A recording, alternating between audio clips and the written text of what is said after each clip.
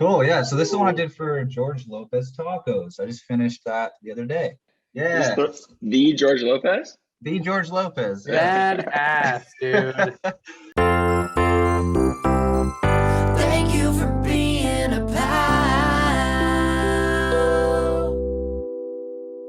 What's up, pals? Welcome back to Pentool Pals, a friendly graphic design podcast.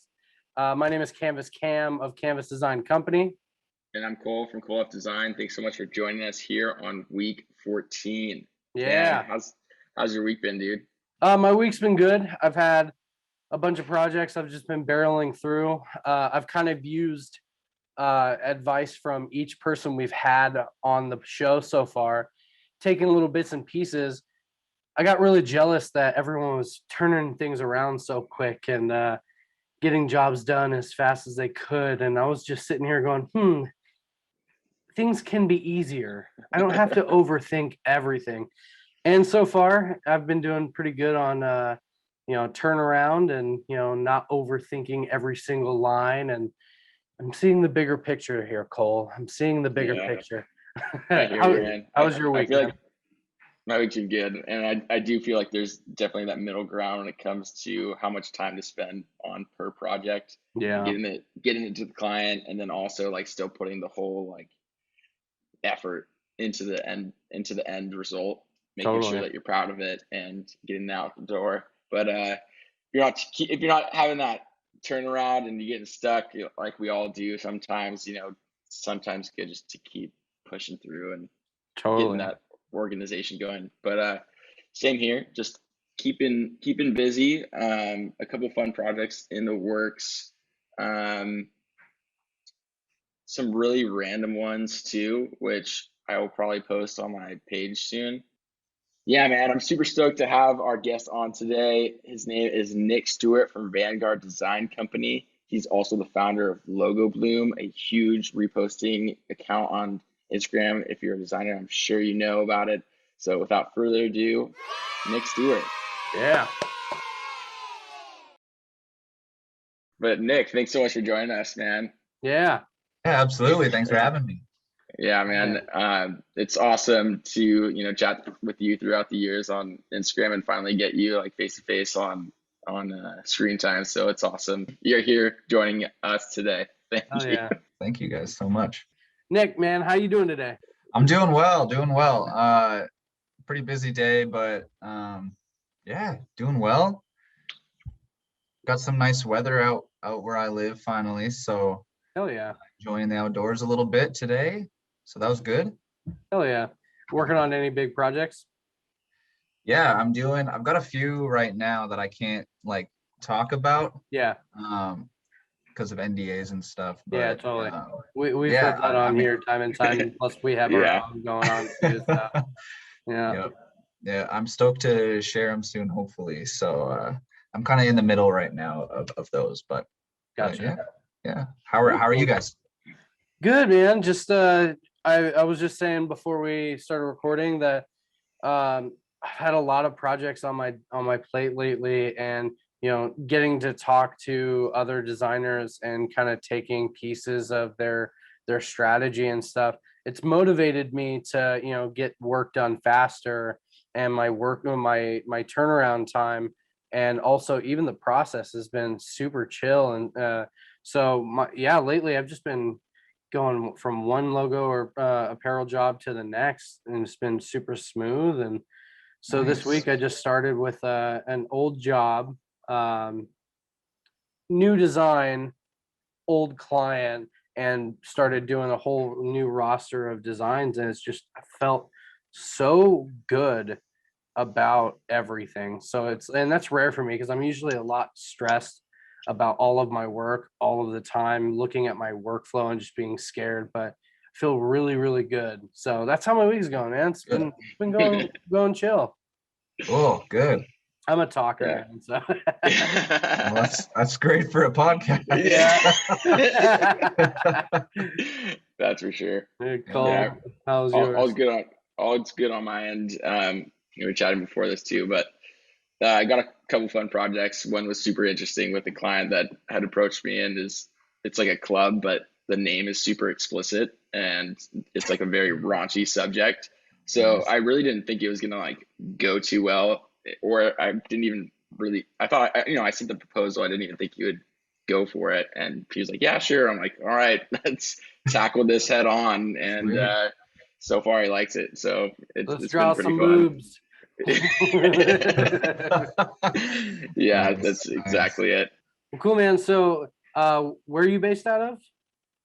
I am just north of Seattle, Washington. So Nice. about an hour and a half above north of Seattle. So Nice. upper left corner. How's the creative community up there? It's pretty cool. I mean, I've met a few here and there. From what I've heard, there's quite a few artists, and there's like mural artists. There's a lot of different. There's a lot of photographers. Yeah, and I met a few back at, there was like, they had a community. One of the churches up here had like a community creatives night thing. So I went up and met some people, and I actually met he's now a really good friend of mine through that. So it was pretty cool. But there was a solid like probably 15-20 people there, and Nice. it wasn't like a huge event, but it was cool to meet those people.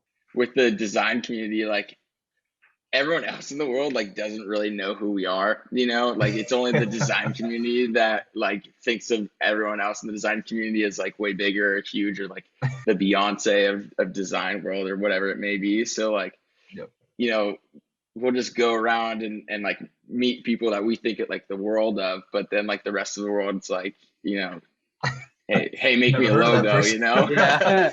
No, Yeah. seriously. That's exactly it. That's Yep. I I'll tell talk to my people- wife sometimes. Oh, sorry. What? No, go on. I was gonna say I'll talk to my wife sometimes about, like, I'll mention a few this designer did this and that, or I'll say like, oh, you know that person, or and they're like, no, what do you mean? I forget that people don't have like the same frame of mind, or the same like reference to be able to be like, oh yeah, that designer, or that guy. Exactly. Yeah. And my Absolutely. girlfriend does the same exact thing, because like we talk as if like these designers are celebrities, because they're celebrities to us.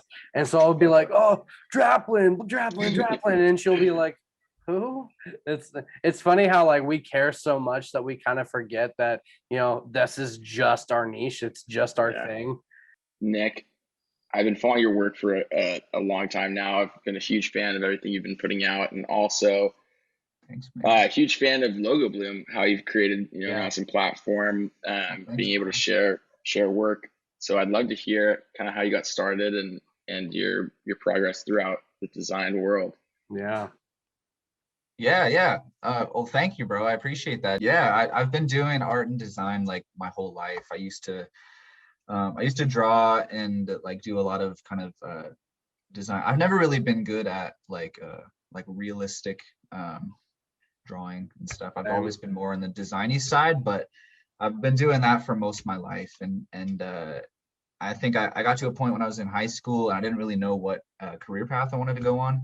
And I started thinking stuff that was like just basically really easy. And I was like, I'll just go do that. A super easy degree, super easy job to get into, because I didn't know what I wanted to do. And I was like, I'll figure it out later.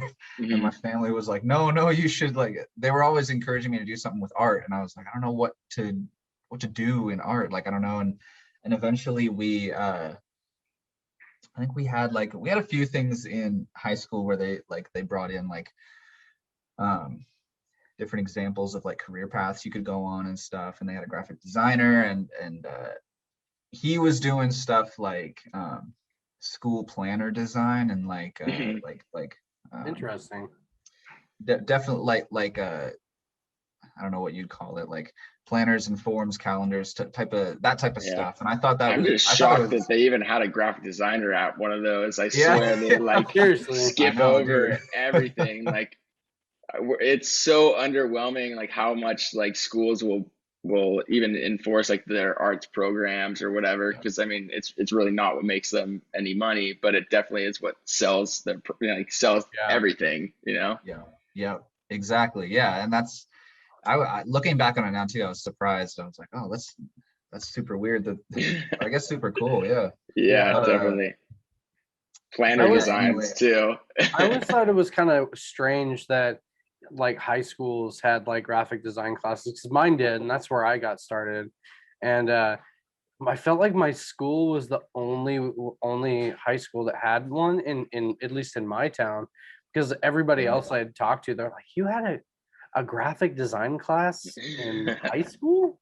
I'm like, yeah, I just kind of took it, but yeah. That's super cool. Mine had like, I think the closest mine had was like a photo design, they called it. Okay. And it was like, we went out and took photos of stuff and then brought them back and then like did, edited them and stuff and did like did photo manipulation, like Photoshop type stuff. But that was the farthest that we went into graphic design. Yeah. I was wondering, what was that evolution from meeting that graphic designer and then going into how you've launched, your own platform or career? Yeah, I was gonna say that type of stuff. I thought it was boring, like the planner design and like calendars and stuff. And that seems really boring. I don't want to do that. But then later on, like I got more into like brand design, brand identity, logo design, that type of stuff. And there had always been like logos that I remembered from when I was younger and growing up that I like just really stuck with me and I really liked. And I liked that idea of having like a little icon or a little brand like mark that represented your whole brand. I was just really interested in that, and I kind of, the more I learned about it, the more I learned that was like an actual career path that I could take. And then I ended up doing I think that's what led me to do a graphic design course at a college locally here. And I just did that, and it was a 2-year associate's degree. And then very cool. And then I was hired at a sign shop doing graphic design stuff there and doing like freelance stuff on the side. And then it kind of just evolved from there. And then I ended up working actually as a barista at a coffee shop. It was completely different than anything graphic design wise, but at that point I wanted to do something that was like part of my time, like half my time there and then half my time in freelance. And that was like, that was a big step at the time. And I did that and it went pretty awesome. And then the start of 2020, I did freelance full time. So that's what I've been doing since then. Nice. Congratulations, man. Yeah, congratulations. Thanks, bro. Thanks. Definitely similar to you with a timeline on full-time freelance, and similar with Cam as well. Yeah, same with me. Nice. Okay. I kind of had it flipped. I was a barista first, and then I had a design job, and then I put in about 4 years of the full-time design job for the supplement brand, and I had my fill, and I was like, nah, I think it's time for me to kind of get out of here. And so it was at the end. It was like 2019 when I went full-time freelance. It was like the end. But yeah, so 2020 is when, everything kind of ramped up for Canvas and stuff. Yeah. And a lot of graphic designers. And I resonated with that story that you're saying, the planner designer guy that came to your school. And in my college, there was like this, like, let's call it an organization that came in and wanted graphic designers, and like the college was trying to get people with jobs. So that way you're like leaving the college with a graphic design job. And then they made us all sign NDAs like before we went in to meet with them. But like, if you didn't want to sign an NDA, you didn't have to, or like go in there. Yeah. So I didn't sign an NDA. I wasn't going to be a part of anything of this. And then I find out later that it was the FBI looking for graphic designers. Oh, whoa. What the fuck? And I was just thinking like, it's kind of hilarious. What a job that you would basically go and design for the FBI and have no one ever see a single thing that you've ever created. Like, it would be the most backwards graphic design job of all time. No shit. That would be odd. Yeah. Yeah. I would have felt like it was a missed. I would have felt like it was a missed opportunity. Like, what? I could have worked for that, but that shit would have been so boring. You would never tell a soul that you worked for them. Yeah, it sounds cool, FBI designer. Yeah, yeah, except you just never be able to do it. So what was that was that shift from barista to freelancer that had the start of Vanguard Design? Yeah, it was awesome, really. I was I think it was the first time I was like excited to work and excited to start, every, Mondays would come around and I'd be excited to get back in my desk chair and start doing what I do. Right. So Yeah. I hear that you, was man. a cool feeling, and it was awesome to have I still really like the freedom of being able to like adjust my schedule based on whatever I need, and if something comes up in the middle of the week, I can just go and do it. I don't have to like get permission from a boss or anything. Yeah. So yeah, it was awesome. I think it kind of, there was that side to it, and then it was also kind of like a little bit of a shock of like how much stuff I'm in charge of, and like how much stuff I need to keep track of, and how Yep. much stuff like it's all on me basically, like all of Yeah. social medias, marketing, like doing the actual design stuff, keeping up with emails, yeah, making sure all like the legal stuff and tax stuff is squared away, which is Yeah. a pain in the ass. But Yeah, it's a pain in the ass.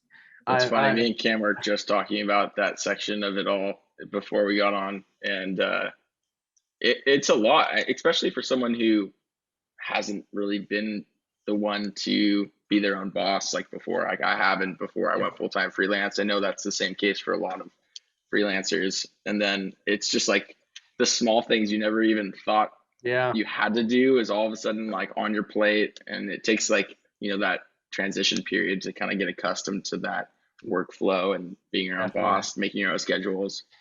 Definitely. I was just telling my girlfriend this a little while ago, but I was so ready to like leave my day job, but there was so much more homework that I should have done before I made the leap. Like I didn't know how to run a business. I didn't know how to be organized. I didn't know how to keep account of all of my jobs and all that money that's coming in to get ready for paying taxes and stuff like that. It's stuff that you don't get taught being a designer, but it's like once you got to go through certain growing pains to be successful. You have to learn these things or you won't have a business. The IRS will just take it right from under you. So it's those necessary evils, but they're a pain in the ass and I hate them, but you gotta pay the necessary evils for sure. Definitely. So exactly. What was the evolution of strategic apparel during all of this as well, and how has your like transition into apparel design, how has that process been? Yeah, it's been pretty awesome. I think it was last year I started strategic, and it was kind of a thing I'd wanted to do for a while, and I put a lot of like thought and research into it, and like how do I even start an apparel brand, and like looking up like names and like what names are available and what names are like how can I I need like a designs to go with it and stuff, and building all of that. And it's always been just a side thing. It's kind of on hold right now. But it was a lot of fun, and I think I learned a lot about it. I learned a lot of how like apparel design works, and how it works to run an apparel brand, and like even stuff like shipping and like printing and like different types of inks and different types of materials. And so I think it helped a lot, and I think it's been that side of it was super helpful. And then on top of that, I've made a bunch of designs for strategic, which it's been super fun because it's just me, right? Like I don't have to send the designs off and get them approved by anyone. It's just I make whatever I want. So it's been really cool, and it's been really fun. And a lot of times when people come to me for a project, they reference that stuff all the time, and they're like, that's like this stuff you made for strategic, like I want that type of stuff, and for their brand, which I mean is super cool. And it's also the best kind of feeling like, ever. Yeah, it's awesome. And then it's like, but then it's like trying to replicate, like it's always a little different because working for someone else, you have to get, they have to approve of the designs ultimately. So my own stuff, I can just make, I think that's been something that has been awesome, but also has been a learning process of like stuff that I make for myself. I can make super simple and super like really simple stuff that I think like I'll finish it and I'm like, that looks dope, and then I'll leave it where it is. But for a client, I'll like keep pressing in and being like, well, I don't think that's like good enough to show yet, or I don't think it's good enough to like I can't just do that. Like that seems, I did that in 5 minutes. Like, but that's the thing that I've been getting caught up with, because like that's so many simple designs still look amazing, and that's I get caught up in that of like almost, I don't know if trying too hard is the right phrase, or like thinking I hear you. Yeah, you know what I mean. It's like the value that they're paying versus like with the input that you put on a project. At least that is for me. Like someone will pay me, X value for a project, and then like let's say I whipped up a logo in 5 minutes and it's pretty simple, like maybe I'll build out like 3 other ones to show them, just because I feel like they paid me that number that like I wanted for it. And even though I do like this simple logo and I think it's great and they should use it, like I want them to know that I did put the effort into their project. I think that falls into my lap quite often. I've felt very guilty in the past of like, making, pretty simple mark, and it's creative, blending like different letter forms into one. And, I almost feel guilty for charging as much as I did, because I got it done in like an hour. So I'll make different like things to build out a kit and stuff, and give them more than they anticipated. But I mean, that's at you got to be at the level where your worth too, to where it's like, okay, I did get that done in an hour, but that was because all of these years of my design skills are getting put into this thing. Exactly. So yeah, that's an amazing point. That's exactly how any designer should be like reinforcing their price point. Is definitely like it took me 10 minutes because it took me 10 years to be able to do it in 10 minutes. That's it right there. I just saw this website, or it was like a Facebook Facebook post that I was scrolling through, and it was showing the most expensive logos ever created. And the one that was like the most expensive, I swear it was like $100 million like for this logo. And it was like I know it was definitely an agency, but it was like a yellow square with a check mark, a black check mark, and then like a Helvetica type next to it. I swear it was like so simple. And I'm just like, oh my gosh, it makes me sick.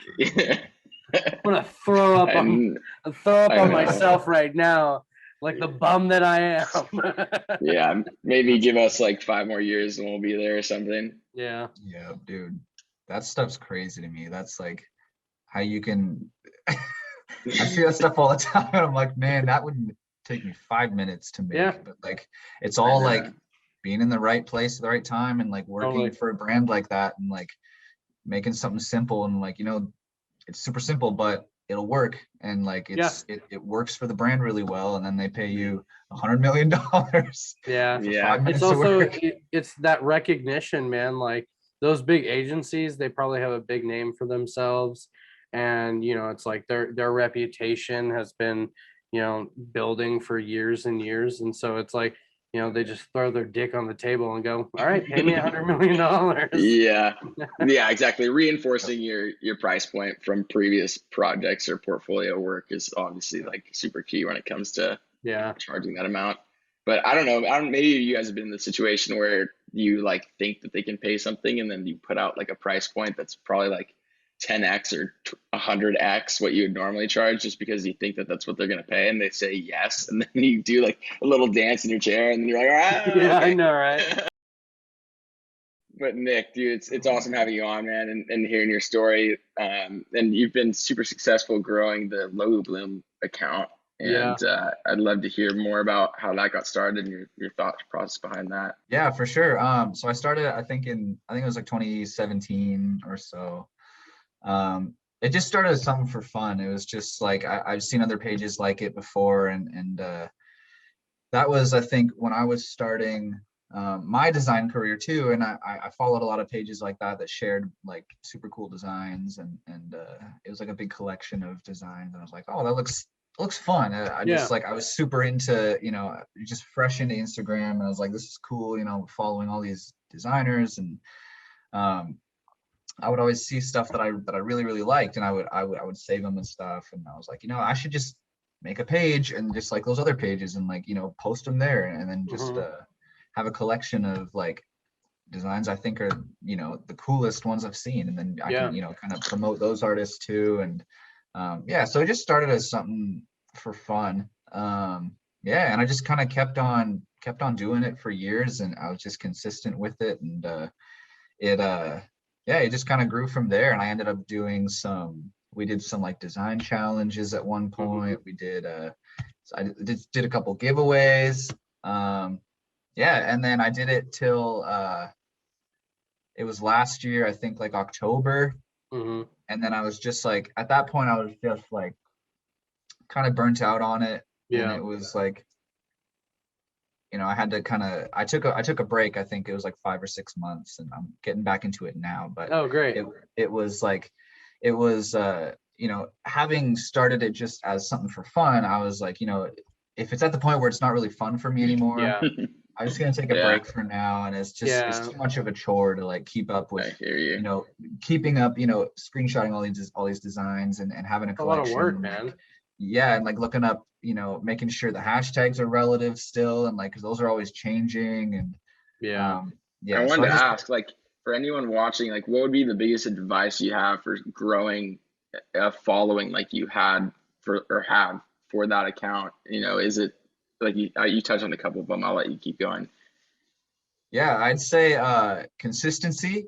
Just keep posting really good stuff. If you're I guess it applies to both, if you're doing your personal stuff or a page like that where you share others' stuff. Post the best stuff consistently, and then really do research on your hashtags and stuff too, because there's a bunch of hashtags that are not going to help you get seen. It's not going to help your stuff get seen at all.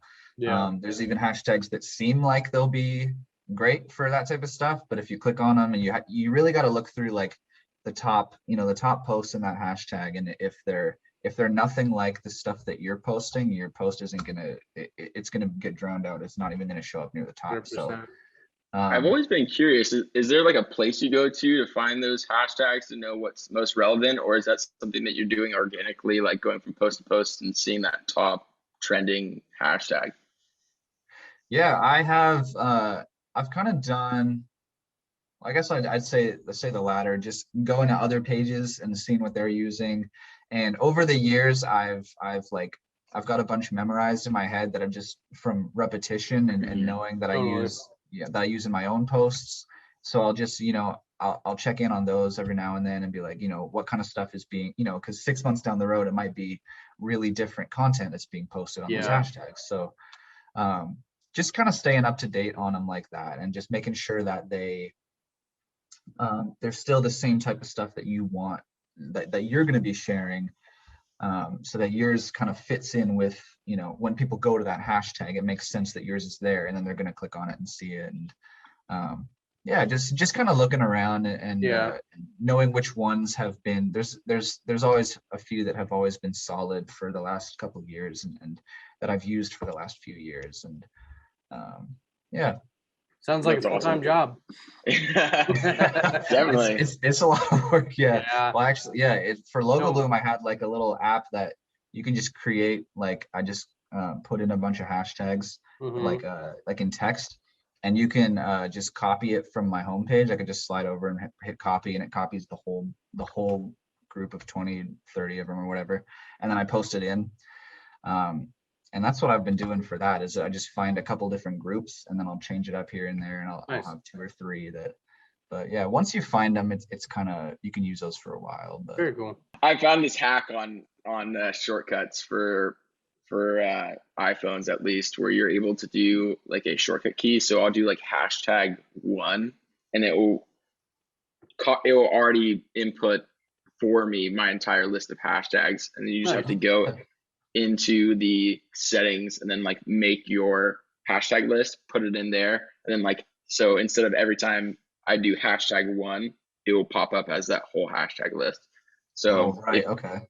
You can do like #2, #3, whatever you're going to do. So that way you know your settings, and then like you don't have to copy and paste every time.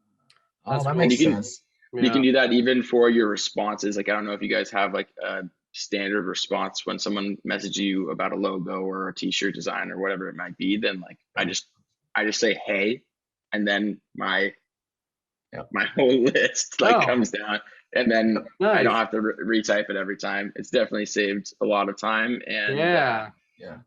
I've got those in the like the business replies, or like the fast replies in the Instagram settings. Oh yeah, for that. I've got a bunch of those. Yeah, definitely. Yeah, I didn't think about using the iPhone keyboard shortcuts though. That's a good idea. I've only used I still use the Instagram one. If you go into your settings, you can do it there. But I guess that's only for DMs. But that's a great idea though. That is a great idea. I learned something from you. You learned something from me.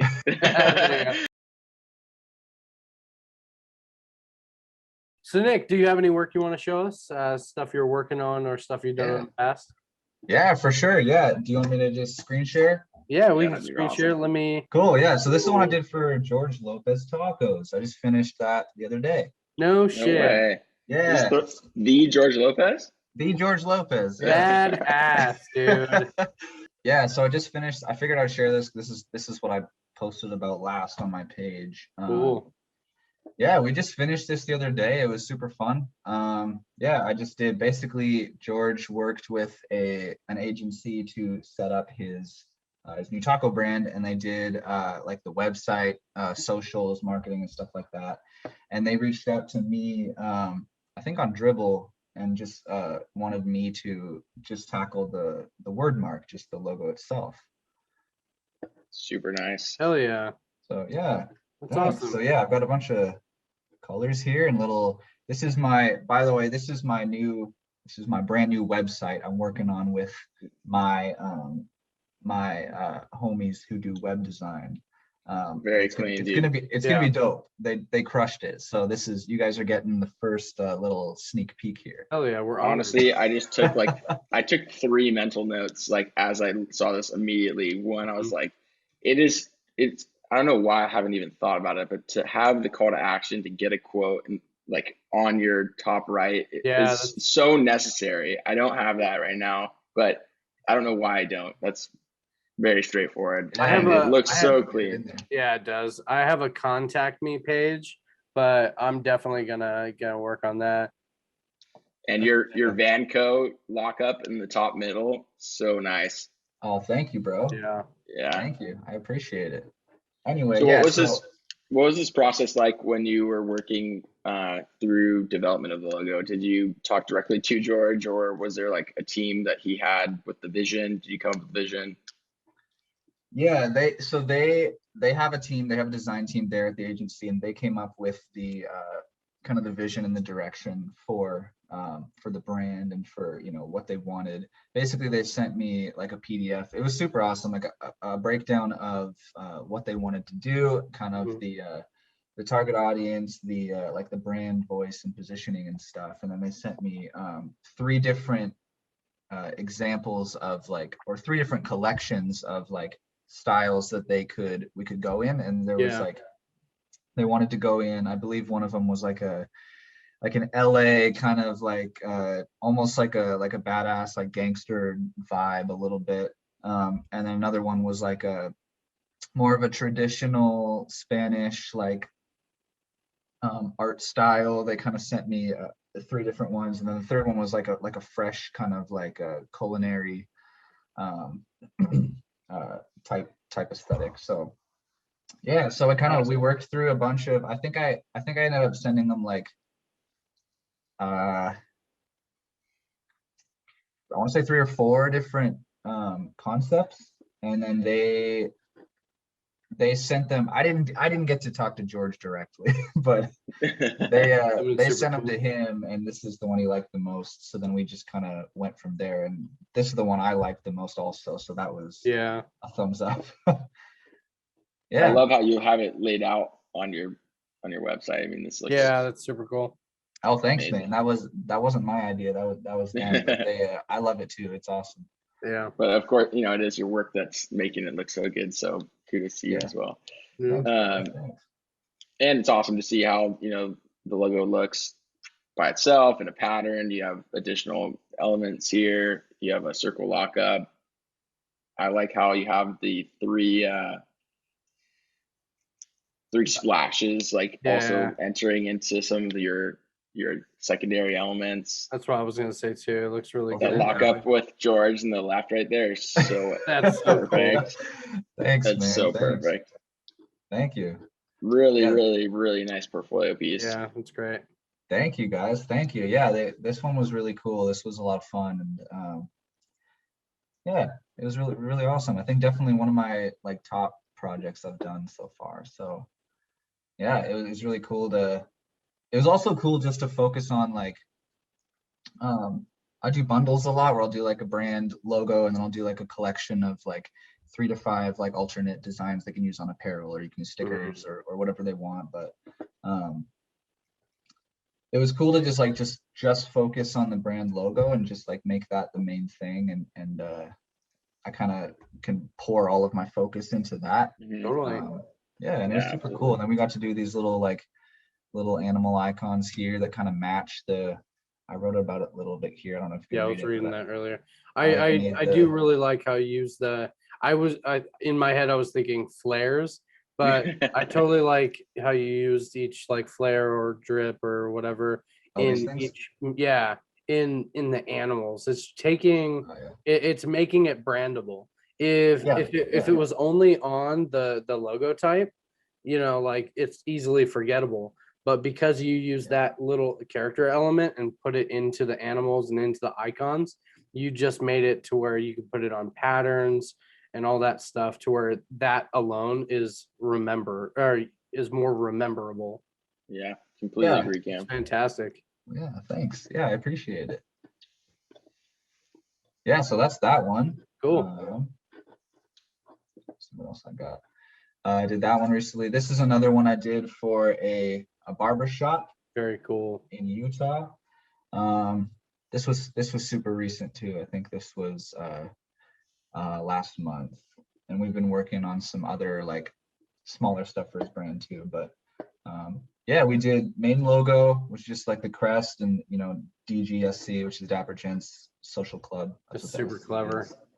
Yeah, and, so clean, especially with that top like collar element at the top, and everything just fits so well together. Yeah, and it's not hard to identify exactly what's going on there, and like, I mean, that's the goal, right? So you nailed this one. This is sick. Yeah.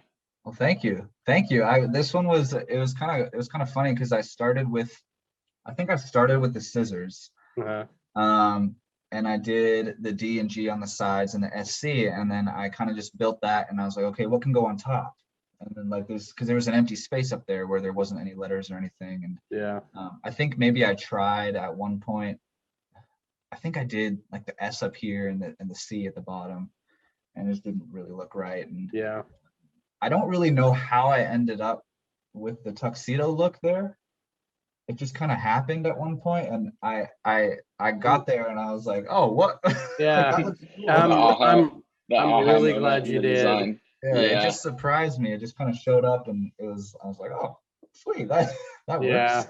It's always those aha moments that take the design from, you know, good to great. Yep. That's definitely what's happening here. Yeah, thank you guys. Yeah, that's awesome. So we did that, and then we did a collection of, that's kind of what I was talking about before, like the collection of other designs. We did a few here. We got like the razor and just pretty simple text stuff, and yeah. Hell yeah, dude. I love it. Yeah. Thanks. Super Thank cool. You. Thanks. And then so I got those two, and then I've got I just figured I'd throw in my strategic stuff just because I got 2 designs that were recent, and then my strategic stuff is some of my favorite stuff I've made. So figured I would walk through that, and yeah, this is probably also the biggest page on my site with the most stuff, just because I've done a ton of stuff on there. That's a good thing. Yeah. It's hard for me to take graphic designers seriously when they don't have a big page for themselves, or they don't show out a lot of the work that they do for themselves. Because if you're only doing client work, man, like that gets boring. Like Yeah. the best art that I've done for myself is some of the best work I've just ever done, so Yeah, it allows you to grow, I think, too. I think that's this has been one of the biggest like projects or ongoing projects that has helped me grow as a designer too. And I think I've explored different methods, or even stuff of like how I made this thing, or how I got like different styles and using photos and like, doing stuff in Photoshop and or like, photo stuff like this, and word marks, icons, stuff like that. And this has, I think, definitely been the most valuable project like for me to work on personally. Yeah, I swear it's always cool to see what designers are always most proud of as well, like getting like the true sense of what they are proud of putting out. And if they could do like nothing else, or if they're not getting that creative juices flowing on other projects, and they move towards something that's their own brand, or whatever it may be, and what that looks like is always, a really cool thing. So thank you for sharing this with us. Yeah, absolutely, no problem. Like both me and Cam have personal brands, and that was my biggest reason for starting Co-op Design, was because I was working for a creative agency that was based with real estate. That was definitely not as creative agency like that I'd want to be.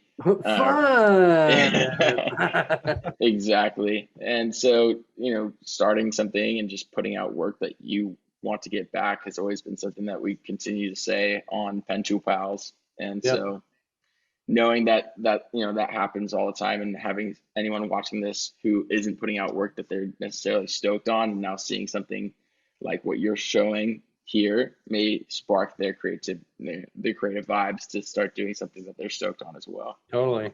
Yeah, absolutely. Yeah, that's exactly it. I'm still just looking at your stuff. This skull is trippy, man. Like, I love how you used, the black and then like the purples and pinks and stuff to really bring that out. That's bitching. Well, thank you very much. So it sounds like also you have like a team behind you, and you do freelance on your own. What is like the synergy between the two? The team, like for web stuff? Do you just have like an army of freelancers that you outsource to when you need it? Or like, how did that like agency contact you for the George Lopez like scene? Is that part of your like larger scope thing that you have going on? Oh, I see what you mean. Yeah, I'm just myself. They just reached out to me on Dribbble. Oh, they nice. just found me. Gotcha. They just found me on Dribbble, and I think the creative director from that agency just was looking for someone to do the main logo, and they just found me on Dribbble. Oh, nice. That's always awesome. Yeah, it's cool to see like also where people get their client bases from. Like, I would say a large majority of mine is Instagram, and I don't even have a Dribbble account, and I've now seen that. Dude, I would get on it. I have a Dribbble account. I just forget to use it. When I did use it, I even saw you pop up too on there. But when I did use it, I did see a good amount of work come my way, and then I just got right back to forgetting again. Yeah, that's the same. Instagram was my number one for socials, and then I had Dribbble for a while, and I'd post here and there, but I really got back into it over the last year. That's good. And started posting more consistently, and it's awesome. Like, it's really, I know a lot of designers who have said that they get a lot more client work there than Instagram. And it's I would say I would highly recommend getting on it and posting consistently. And like, it's I would say I get a lot of